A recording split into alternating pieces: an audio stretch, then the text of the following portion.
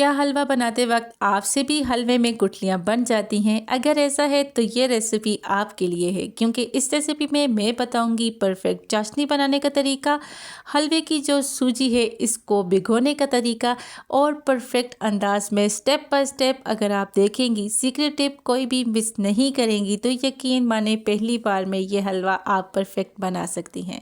तो शुरू करते हैं इस रेसिपी को बनाना। अस्सलाम वालेकुम, welcome back to my channel. बिस्मिल्लाहिर्रहमानिर्रहीम। शुरू करते हैं जी इस हलवे को बनाना। हलवे को बनाने के लिए यहाँ पे हमने डाल ली है सूजी 1 किलो। आपने कोई भी बर्तन लेना है और उसमें सूजी ऐड करनी है। 1 किलो के बाद यहाँ पे आधा किलो का पैकेट यूज़ करूँगी और मज़ीद तो यहाँ पे 1.5 किलो हो जाएगी हमारे पास सूजी। यहाँ पे आप कोई भी पतीली ले सकती हैं या कोई भी आप बाउल ले सकती हैं जिसमें आपने माप करना है। माप करने के बाद हमने इसे अच्छी तरह से छान लेना है। छानना बहुत ही ज़रूरी है।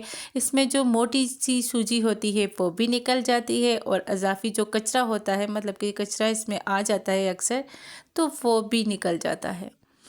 इसके बाद हमने इसको कैसे भिगोना है ये भी आपने स्टेप बाय स्टेप देखना है, परफेक्ट मतलब कि हलवाई स्टाइल हलवे के लिए। यहाँ पे अभी इसे भिगोना है, थोड़ा सा पानी ऐड करना है और इसे हाथों की मदद से मसलते रहना है। इस तरह से करने से ये होगा कि सूजी अंदर तक बिल्कुल भीग जाएगी, मतलब कि भिगो देंगे हम इसे बहुत अच्छी तरह से ताकि इसमें कोई भी गुठली ना बने या सूजी खुश्क ना रहे। मज़ीद पानी ऐड करेंगे और अच्छी तरह से मिक्स कर देंगे।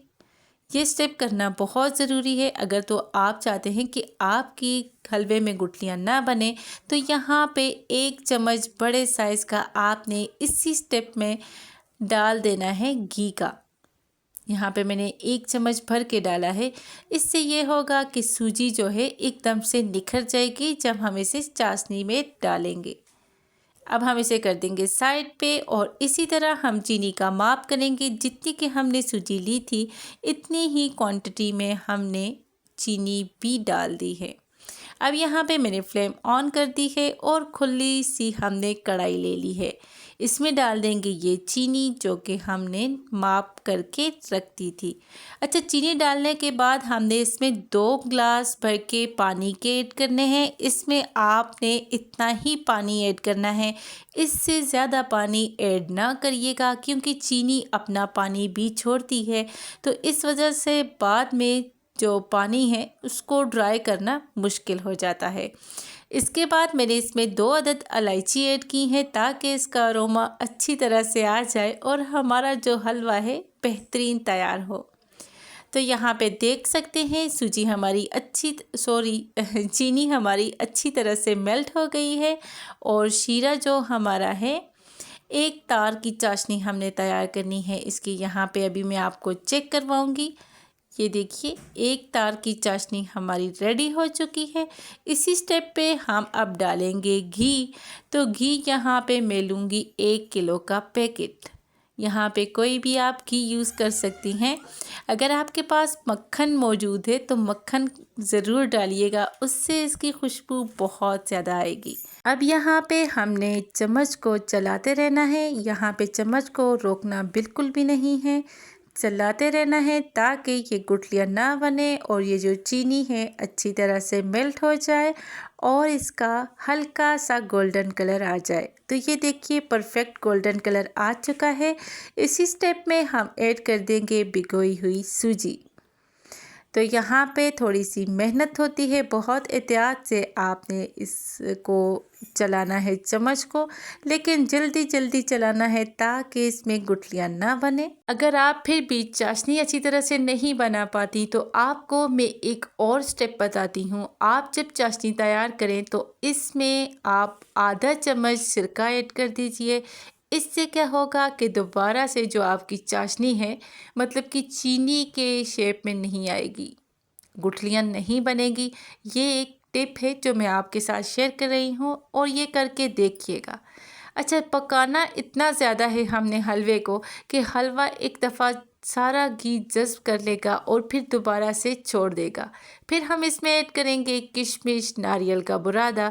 यहाँ पे आप कद्दूकस किया हुआ नारियल या कटा हुआ नारियल भी ऐड कर सकती हैं, लेकिन अगर आप नारियल का बुरादा ऐड करेंगी तो इससे इसका टेस्ट और भी ज़बरदस्त आएगा। अच्छा, नारियल का बुरादा जब हम ऐड करेंगे तो एक दफ़ा से ये फिर से सारा घी अब्ज़र्व कर लेगा हलवा, और जब हम इसे 5 मिनट मज़ीद पकाएंगे तो फिर ये जो घी होगा सेपरेट हो जाएगा।